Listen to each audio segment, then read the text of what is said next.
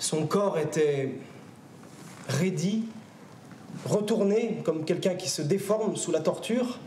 Ses dents s'usaient à se manger les lèvres.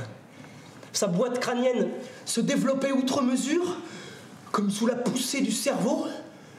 Ses orbites apparaissaient d'autant plus grandes que le regard portait loin, comme un laser. Son feu intérieur le calcinait.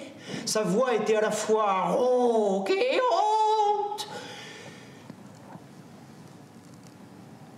Un enfant incendié par lui-même. Car nous eûmes des joies d'enfant.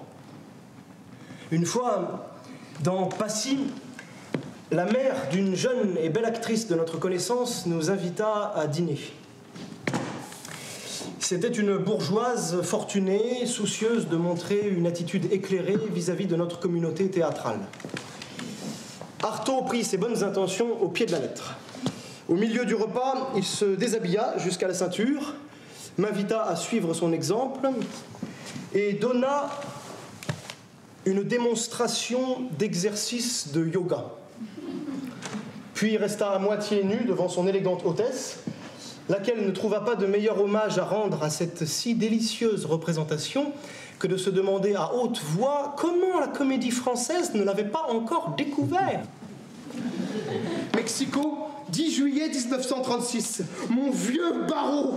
Depuis ma dernière lettre, la situation a changé. Une pétition signée des intellectuels et artistes les plus éminents de Mexico est adressée ces jours-ci au président de la République, contresignée en outre par plusieurs ministres et départements ministériels, afin de me donner les moyens d'exécuter une mission auprès des vieilles races d'Indiens.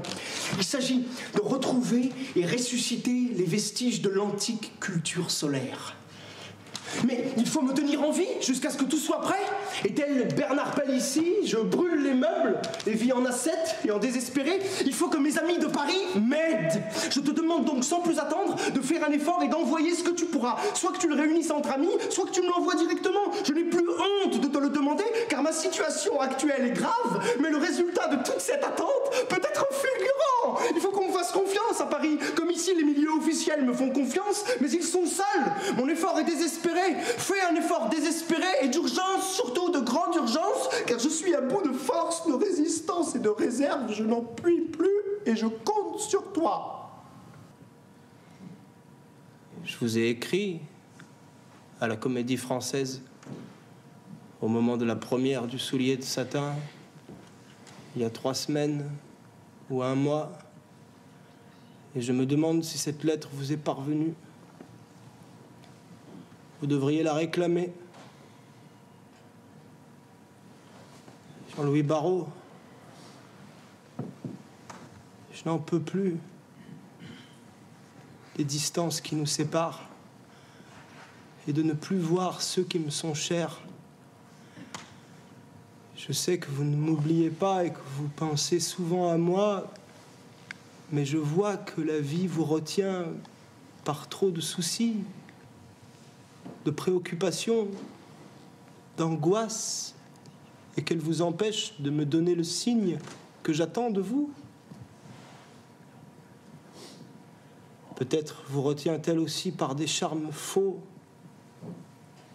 des illusions captieuses et que vous n'avez pas encore entièrement tuées. J'ai passé mon temps depuis 6 ans et demi de claustration à lutter entre le faux et le vrai dans le mental. Mais maintenant, c'est assez. J'en peux plus de cet éternel débat avec moi-même. Il faut que je vive, moi aussi. J'ai besoin d'air et d'une nourriture que ces temps de restrictions et de guerre ne permettent plus de trouver nulle part. Jusqu'à quand cette odieuse situation durera-t-elle ? André Breton a risqué sa peau sous les mitrailleuses de la police pour venir me délivrer. Mais il paraît que je n'étais pas encore assez vierge pour que toute ma douleur puisse nourrir tous les animaux fornicateurs de la terre. Et il y avait en moi des esprits catholiques et chrétiens vissés sur mon cœur pour me faire penser, moi, je dis penser, moi, que ce n'était pas l'heure et qu'André Breton ne devait pas réussir, et en effet, il n'a pas réussi. Voilà 8 ans que je cherche à me défendre d'être ainsi envoûté jusqu'à la moelle de mes os, à la systole et à la diastole inconsciente de mon cœur, afin de penser toujours le contraire de mes intérêts, qui est d'être libre, afin de me nourrir moi-même proprement et de prendre ce qui me plaît pour me garer des envoûtements.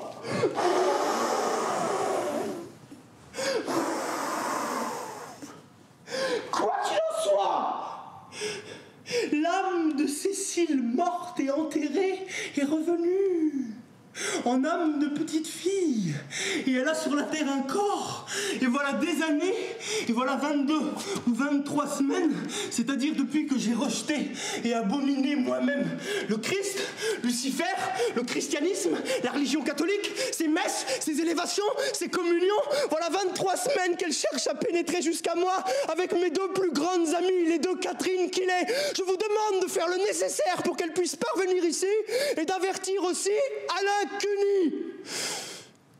À vous, Antonin Artaud.